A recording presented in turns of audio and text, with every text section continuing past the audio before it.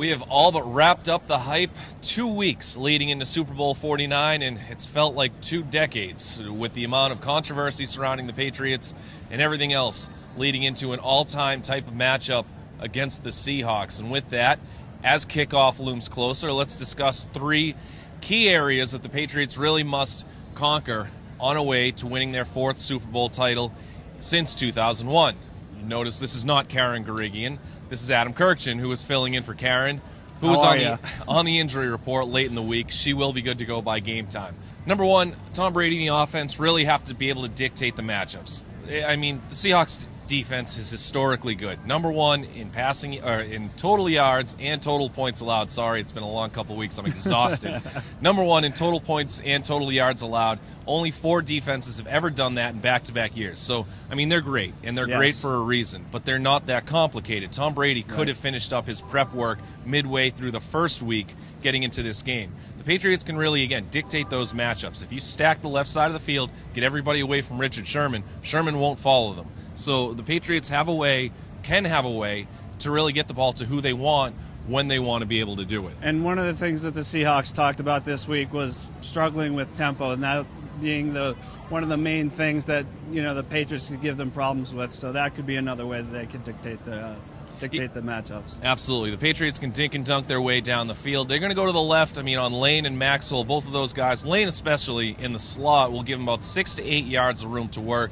Get a lot of slants, out routes there. If you could put Julian Edelman or Danny Amendola, who's obviously surging right now, in the slot, attack the outside guy. Maxwell, he is not what Brandon Browner used to be for that Seahawks defense. So again, those are areas that you really want to exploit. And you can open up lanes over the seams. They're beaten up on the back end of that defense. Cam Chancellor went down late Friday with a knee injury. Earl Thomas has the shoulder. Richard Sherman has the elbow. So this is a group that is not at full strength. Right, and also, they talked a little bit about, respecting the play action with Tom Brady, and if they're able to with their, their front 3, interior 3, help get some push on those power runs, then that can open up some play action and get Gronkowski and LaFell going down the seam. Absolutely. You got to exploit those linebackers. Wagner is terrific in both phases. KJ Wright is a little bit of a wild card, a little softer, I think. I think that's a guy that you can throw on if Bruce Irvin is on the field, especially off the line. You can definitely attack him. Number 2, maybe the most important thing, you have to stop Marshawn Lynch. Yeah. There are a lot of teams that have been able to run, I shouldn't say a lot, but teams have been able to run on the Patriots from week to week this year. Some of the mistakes that they've made is just going away from the run for no reason. The Seahawks won't do that. If Marshawn Lynch is running the ball, they will run the thing with him 50 straight times if that's what they have to do. You got to overload the box and the side that you think that he's going to run to, which again is one of those things that they can kind of predict, especially with the read offense, the read option. But this is still, I mean, in my opinion, he is the most valuable running back in the league for a reason. Yeah, they really commit to the run. Pete Carroll talked about that a lot this week, is, that they want to have a physical ground game. He had that at USC as well, and he really commits to it. The thing about Lynch is you can't let him get to the second level. You can't have a guy like that running and having defensive backs trying to tackle him, because that's just not going to work out. Having guys like Will Fork up front that can get some push and stop the power runs, and committing to him on the zone read as opposed to Wilson is really going to help their chances. That read option that they run, they use it as effectively as a lot of teams use their passing game. Just look at that Packers game in the NFC title game.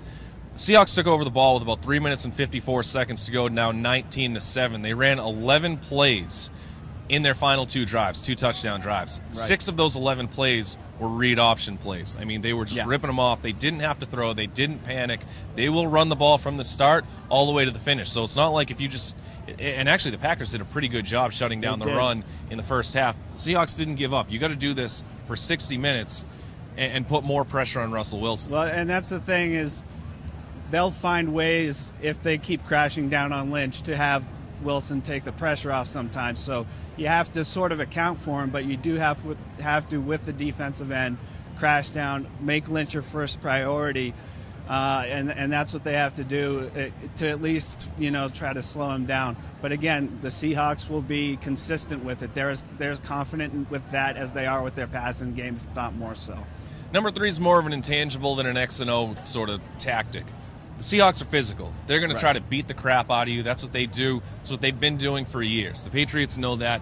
I mean, I thought Cam Chancellor should have been the MVP of last year's Super Bowl. He set the tone right away. I think it was the first drive of the game when Demaryius Thomas got popped, and they just did not want to go over the middle. The Patriots, again, they're going to be able to dink and dunk their way down the field. I think that's going to be a perfectly reasonable type of way to navigate through that Seahawks defense. The problem there is if you have to throw the thing 8 to 10 times in order to get down to the red zone, that's 8 to 10 potential big hits that guys like Edelman, Rob Gronkowski, and Brandon LaFell, Shane Vereen are going to end up taking in the open field. So you got to make sure that you match that physicality, and then it kind of comes into play in the fourth quarter. If you do it in the first quarter a couple times, great, but if the game's on the line, one drop, one time that you peek over your shoulder because you hear Cam Chancellor or Bobby Wagner or any one of those guys bearing down on you, again, that could be the difference in a game that we all expect to be very close. And that's when it comes back to the interior line for me, with Stork coming back possibly. When they have that interior line combination, they can run the ball with Blunt. And if you can have Blunt get off, some good runs, then, maybe it takes some pressure off the passing game, and guys like Amendola and guys, getting big hits in the secondary. If you can sort of dictate the physicality on offense, then you'll have a better chance of, setting up the play action and doing what you want to do. Absolutely. Oh, go ahead. No, that's it.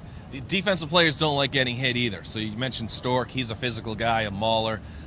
Dan Connolly, Ryan Wendell are similar sort of guys. Sebastian Vollmer will get after it. Just look at what the Patriots did to the Bengals in Week 5. They were the aggressive team. Julian Edelman is a lot tougher than any of the Broncos really displayed last year. Rob Gronkowski, we know what he can bring to the table. So, again, it's about matching that toughness and, if possible, try to exceed it.